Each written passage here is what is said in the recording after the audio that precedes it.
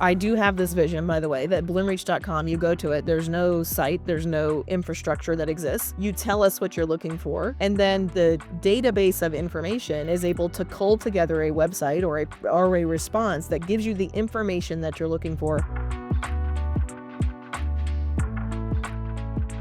All right, so let's get into our TED Talk version of this conversation, which is the question you see on every video, clip, TikTok, everything. When you think I don't about like our TikTok. industry, commerce, online shopping, personalization, conversational AI, you've got deep experience both in this industry. Also, you have your marketing perspective as well. You yourself build brand, work with a lot of customers.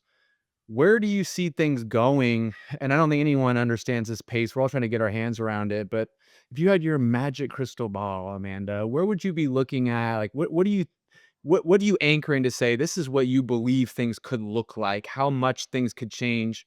What that experience could feel like for a consumer 5 years from now? Yeah, I think we're all learning that the horizon of 5 years is vastly different from what we've ever experienced before. Just the Hmm. last 18 months, I think we're all so much further along technologically than we expected to be, and you certainly hear the AI oligarchs, talking about, AGI being a reality in 2030, and but you see what's happening today, the way that, again, we talked about a little bit earlier, the way that how you interact with the digital information systems that today we call the Yeah. internet is vastly different because now we no longer need a structured keyword learned typed behavior to search a database, and then we have to filter through that information and discover information on our own. We're actually able to have a conversation with our computer systems.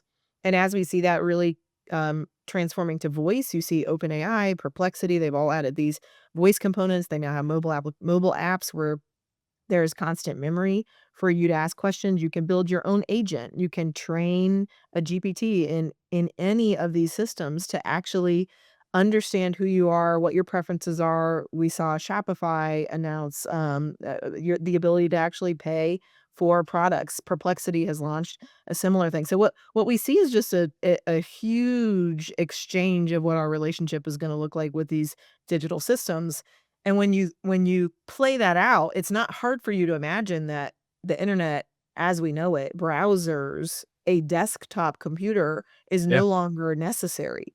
I'll be able to communicate with you on Slack with long and or short messages really easily all from my phone. I'll be able to write documents, I'll be able to review things, I'll be able to converse with colleagues, all without any kind of desktop setup infrastructure without ever visiting a website. And so when you think about it, 5 years from now, I think it's very, very possible that we have something like the rabbit that didn't go so well, Yeah.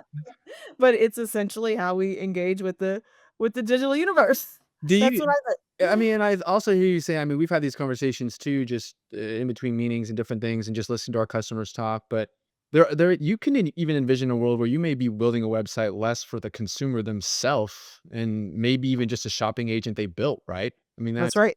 I don't That's think right. we're I that think far away yeah. from that. I don't think we are, and it's not even really a website, it's more like it's more information that needs to be communicated to a system in order for that agent who's representing a Yeah. consumer to understand it and act on behalf of that consumer. Yeah. So, Ben, like, obviously, this is a little out there. Well, maybe it's not even out there, but it's much further from where we are today. What are when you're talking to customers, where are they at with this, and how do you think about I mean, ultimately, it's your job to help make our customers successful and evolve and innovate into this future. How are you thinking through it? I mean, look, for the risk of sounding old school. I think the ones that are embracing this well are starting with their customer first. Like that will never change, no matter how much the robots take over the world. But I think it's less about being first and more about being intentional. So Mhm. brands that are going all in with that conversational commerce, that experience, and creating real time personalized experiences, they're doing it from the place of understanding their customer still deeply, understanding how that customer is changing and evolving, similar to how you do basic brand research. But now it's accelerated, like you said, 1,000x. So they are definitely moving with urgency, but they're being very intentional and not overlooking that it's still about the customer and the experience they have. And so the ones that are embracing that, starting with the customer, moving with urgency but being intentional, are doing really well. The ones that are still kind of, overthinking or just focusing on the tech itself and not the true experience, they're lagging and they're starting to feel static. They're feeling impersonal. And those are dangerous words when you're working with someone who's trying to expand the brand. I mean, everyone knows it is very competitive right now in every single market for that dollar.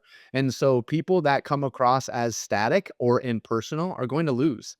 And so I think it's that balance of moving with urgency, but being super intentional about how you do it, because at the end of the day, you are trying to create a personalized experience for that consumer. So know your brand, understand what that experience is, and then you got to figure out how you deliver it. And that's where, things like clarity come in. I think why it's become so popular and we're taking so many meetings on it is because it's right at that inflection point where they're sitting in a room working through their brand. They've started to learn new things about their consumer, but now they're struggled with, well, how do we bring that online? And that's where clarity stepped in and really provided that bridge and that void they have. Yeah, I think what's cool clarity, what we've also found is clarity is helping them learn their customer Yeah. because they're hearing from their customer in a conversational way they've never been able to experience before. They're seeing where they actually get stuck in the journey or the things that they're That's a good confused point. by based on the questions they're asking. So that's been another big benefit of clarity. Well, you not just being here at Bloomreach, obviously being our head of marketing, building the Bloomreach brand. We have a lot of meetings internally, not just about our customers and our brand experience, but also just we have the same discussions every company's having. How do we use AI to become more efficient, but also not jeopardize that at the expense of the experience of our brand and how people engage with us? I think you've done a really good job of not just talking about this in the context of clarity and our product, but also bringing some of that internally, challenging us to think differently. So, what are some things your marketing team is doing to both embrace kind of this AI movement, but also not lose sight of it's still about the experience and how people interact with our brand and understand Broom Reach? Yeah, and I do think it's a bit of a throw the baby out with the bathwater kind of Yeah. that's a terrible analogy, but I just think it is one of those kinds of situations in the market today. Because the reality is the systems and the infrastructure, the experiences that we've created have been a result of the limitations of the systems and the infrastructure that we have. And we no longer have those limitations in systems and infrastructure. Let's go back to the website example. Navigation exists because we have a lot of content on the website and you need to be able to easily find it. The search bar exists because we need to try to help you find the thing that you're looking for. But when we think about the transformation that's happened in conversational, you now should let's I do have this vision, by the way, that bloomreach.com, you go to it, there's no site, there's no infrastructure that exists. You tell us what you're looking for, and then the database of information is able to cull together a website or a response that gives you the information that you're looking for, which ultimately has been this exchange that we've had for a really long time. How do I get you what you're looking for as quickly as possible Yeah. and make sure that it's true and validated? And so when we think about what we're doing in our marketing team, we are re-architecting our entire infrastructure because there are a new set of tools and capabilities to help you find what you're looking for faster. So Yeah. if you're a beauty brand, you should never have to come to our website and experience something that's irrelevant to you because the technology and the infrastructure makes it possible. Now, if you go to bloomreach.com today, you won't see that yet, but this is the vision and these are the tools and the capabilities that we're investing in and evolving. Yes, people are just like going on a Bloomreach right now and going, wait, this looks like a standard website, Amanda. Yeah, they're like, "This liar." He's blowing. No, you talked a lot about that. I think too, and why I've been such a so excited about some of the direction you're taking us is because just at its core, when you think about go to market teams, sales teams, consumers, any place you can remove friction in the buying process is a good thing. Everyone knows that. That's 100 years old, but what you described is exactly that. And then there's also that discussion that I know I've talked to Raj about this as well. That whole movement, a while ago with consumerization. I want the same experience in my business life as I do in my personal life. That's when that was the whole revolution of all the different apps, and the experience that you experience in your personal life should be the same on email and how you engage with email. Why is that different when you're writing an email here than when you're at work, engaging with apps at work, all that sort of stuff. I feel like we're AI is kind of following that same piece, which is like, look, when you're online, when I'm buying something, oftentimes I start in chat. Hey, I'm looking for That's this right. mountain bike. This is where I live. This is how much I weigh. This is how tall I am. And I could technically do that on some websites, but it's clunky. It's hard. Chat Yep. serves it up immediately. And then what do? I take that result and I go right to the website. And so I think that is something we'll laugh about probably in a year, if not less, because to your point, I do think that that friction right now on a lot of websites is I have this experience that I'm starting to learn. And then when I go to actually make a purchase, especially with a high value purchase, a motorcycle, that's becoming more common. People are trusting that, right? And so when you put any amount of friction in there, they're either going to go to a competitor that doesn't have that friction or they're going to abandon the site. And so I do think it's a big pivotal moment. A lot of brands talk about it. I couldn't be more excited to see where this place goes.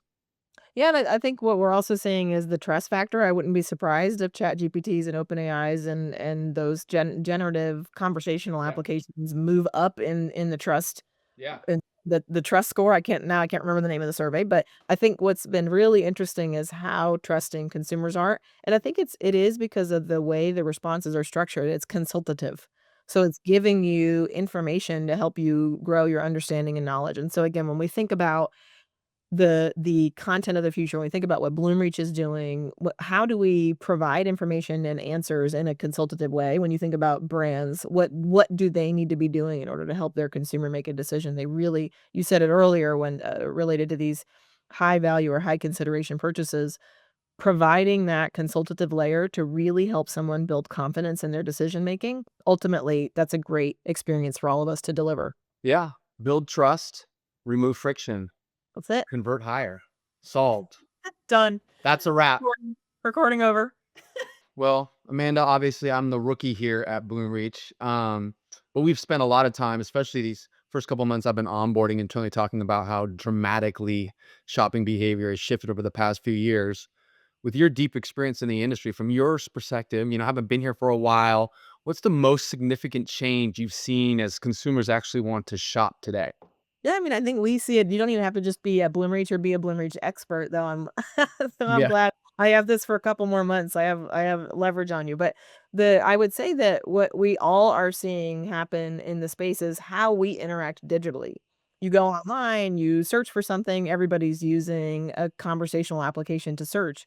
And so when you think about now when you go to a brand website and that experience isn't as new and fresh and interesting and conversational as the rest of the web has become, that really creates a challenge. And so what we're trying to help brands do is to very quickly catch up to the innovation that's happening off of their website so that when customers come to their website, they can maintain that relationship. I feel like in that too, a lot of the customers I've already talked to, there's like this constant kind of push and pull Mm. between efficiency, and a lot of people are just checking an AI box off of requirement from senior leadership or a board meeting. Like we've got to just say that we have a certain piece of our strategy attached to AI, and there's people that are really being intentional. But it's like this balance between efficiency driving that AI initiative versus people are really still craving human touch, especially with the companies we work with. They're consumers, they're personal, they want that personalized experience.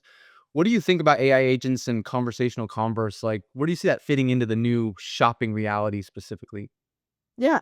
I mean, only 20% of purchasing has actually happened online. So when you think about all of the millions and billions and trillions of dollars and the months and years and weeks and days and hours that people have spent into creating digital experiences, it still has only created 20% of revenue coming for online. And so when you think about what AI is disrupting, it's really disrupting those online elements. But the reason why online really hasn't met the need is because most people want an experience when they're shopping. When I want to pick out my own fruits and vegetables. I'm Yeah. not going to use Instacart to do that. I want to look at the steak that I'm getting that I'm cooking for dinner because I'm particular about it. When I'm trying clothes on, I want to know how they look and feel. When I'm um looking for makeup, like, it's very experiential. I don't know what your makeup shopping experience is like, but with your daughters and Yeah. your wife, I'm sure you've had them. Yeah. But the reality is that we have not been able to duplicate that experience element online, and I do think AI is going to give us the opportunity to combine that. I do, however, think that humans will continue to seek experiences and human interaction, and so AI can't just be about the website and just how you help people online. It also needs to power the store associates, the people who are actually interacting with humans when they come into the store. AI can also help in the moments when you receive those physical packages to Yeah. create those brand moments and to make customer service and support easier. So you can't a lot of people have said AI is not a tool or a strategy, but I actually do think your strategy should evolve quite a bit in light of AI, and it should be a combination of human and AI. So that's interesting you say that too, that it's not just at the point of transaction or the point of them discovering a product. You're seeing this follow the experience from the time they're looking and searching and discovering all the way through a transaction, through actually receiving the package, having follow-up questions. I mean, that obviously that brand experience has to extend through all of that. It's not just a point in time, it's to the entire life cycle. Yeah, absolutely.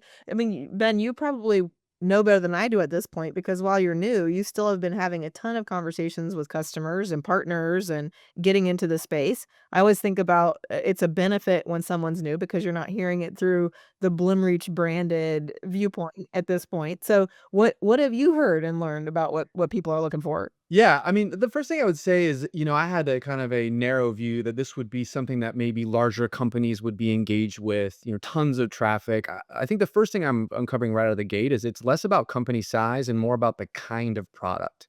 How much the buying experience benefits from real-time interaction. Like a lot like what you just said.